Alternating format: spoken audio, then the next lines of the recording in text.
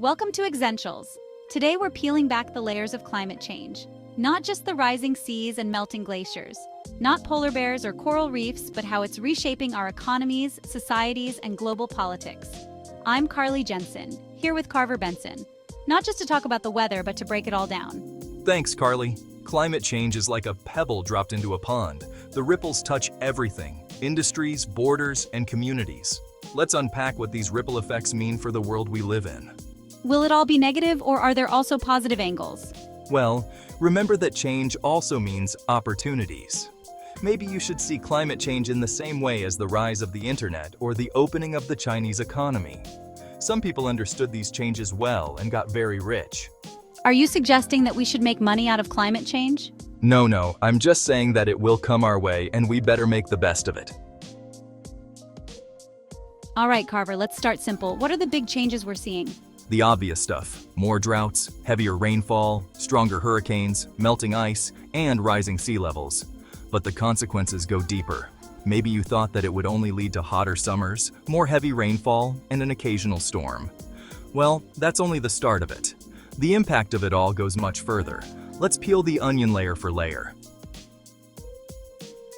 Carver, let's start with the Arctic. It seems like this once remote region is becoming the center of attention. What's happening? The Arctic is changing faster than anywhere else. Melting ice is opening up shipping routes like the Northern Sea Route, cutting travel time between Europe and Asia by up to 40%. That sounds like a huge economic win. It is, for now. But it's also a geopolitical flashpoint. Russia, China, the US, and other Arctic nations are racing to control these routes. Add to that the newly accessible oil and gas reserves in the Arctic, estimated to hold 13% of the world's undiscovered oil, and you've got a recipe for rising tensions. So, economic opportunities, but with major geopolitical stakes?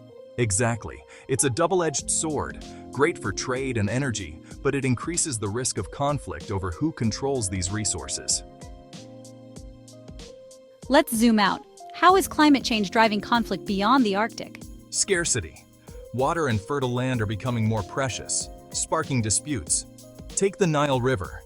Ethiopia's dam is straining relations with Egypt, which depends on the river for 90% of its fresh water. Or the Sahel in Africa, where desertification is fueling clashes over land. And migration? That's the next wave. Rising sea levels, droughts, and unlivable conditions are forcing millions to move. Bangladesh is a prime example. 17% of the country could be underwater by 2050, displacing 20 million people. And in Europe? Southern Europe is facing desertification, pushing people north. Within the EU, this creates social and economic strain as regions try to absorb migrants. This brings us to polarization. How is climate change dividing societies? It's splitting people in two. On one side, you've got those who state that it is all man-made and demand urgent action. On the other, skeptics who argue it's a natural cycle and too costly and beyond our control. This isn't just an argument, it's shaping elections, policies, and even international relations. And that's where uneven regulations come into play, right? Exactly. Europe is strict on emissions, while the US and China have looser rules. That creates an uneven playing field. European companies face higher costs, while US or Chinese firms can operate more cheaply. So US and Chinese businesses could outcompete European ones? Correct. And it opens the door for foreign takeovers of European assets, especially in high-cost sectors like shipping or aviation. So the fight isn't just with nature, it's with ourselves. Exactly. And this polarization affects everything, from green energy policies to global cooperation, or lack thereof. Let's talk energy. How is climate change affecting that sector? This is a big one. Fossil fuel industries are facing stranded assets. Coal mines, oil fields, and even pipelines are losing value as we shift toward renewables. The International Energy Agency predicts that $1.3 trillion worth of fossil fuel investments could become obsolete by 2040. That's massive. Yes, and it is not difficult to predict that the owners of these stranded assets will not just give away the value of these assets. They will fight for these billions, fueling the polarization. And what does it all mean for oil exporting countries? They're feeling the heat, literally. Saudi Arabia is pushing tourism and clean energy projects to diversify, but extreme heat waves in the Middle East are making outdoor tourism less viable. And they will finance these transitions with their current oil income? Yes, and here is the kicker. This also leads to unfair competition because normal European companies cannot compete against oil money from the state. Think about the competition European air carriers are facing with Qatar Airways or Emirates. And in the West, how are energy companies dealing with all of this? Western energy companies are under pressure to invest in renewables. Europe is leading the charge, but US companies are catching up, driven by state-level incentives and private sector innovation. What about housing? That's a big part of any economy. Housing is already feeling the strain. Rising sea levels are threatening billions of dollars worth of coastal real estate in Florida, New York, and California. Insurers are pulling out of flood-prone areas, making it harder and more expensive for people to own homes there. And for homeowners who stay? They're spending more to make their homes climate resilient, adding flood-proofing, upgrading ecosystems for heat waves, and even building elevated living spaces in flood zones. So it's not just rising mortgage rates. Climate proofing adds another layer of cost. Exactly. And it's driving demand for innovations in construction, like climate-resistant materials and energy-efficient designs. Let's shift to manufacturing. How's climate change affecting that? Manufacturing is taking hits from disrupted supply chains. For example, extreme flooding in Germany in 2021 shut down major factories, delaying car production for months. And the auto industry isn't alone, right?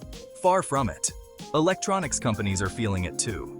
Droughts in Taiwan have jeopardized semiconductor production because chip factories need vast amounts of water to operate. That's huge, considering semiconductors power everything from phones to cars. Exactly. It shows how vulnerable even high-tech industries are to climate impacts. Let's talk money. How's the financial sector adapting? Insurers are on the front lines. Floods, wildfires, and hurricanes are leading to record payouts. In some cases, insurers are refusing to cover certain regions altogether, like parts of California affected by wildfires. And what about banks? Banks are rethinking long-term investments.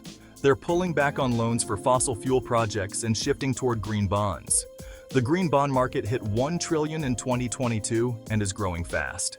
So they're betting on sustainability? They have to. Both investors and regulators are demanding it, and climate risks are making traditional assets too unpredictable. What about travel and tourism? It feels like that's shifting too. Big time. Southern Europe is seeing shorter tourist seasons because of extreme heat, but cooler regions like Scandinavia, Canada, and New Zealand are booming. Iceland's tourism grew by 500% over the past decade, partly because of its milder climate and natural beauty. And Arctic tourism? It's growing, but there's an ethical dilemma. Many visitors want to see the Arctic before it's gone, which adds pressure to already fragile ecosystems. What about health? That's got to be a huge ripple effect. Absolutely. Warmer temperatures are expanding the range of diseases like malaria and dengue fever. Southern Europe is now seeing outbreaks where these diseases never existed before. And healthcare systems? They're struggling to keep up. Heat waves are causing more heat-related illnesses, while new disease outbreaks are stretching resources thin. And the infrastructure? It's crumbling under the strain. Roads, bridges, and buildings aren't built for extreme weather.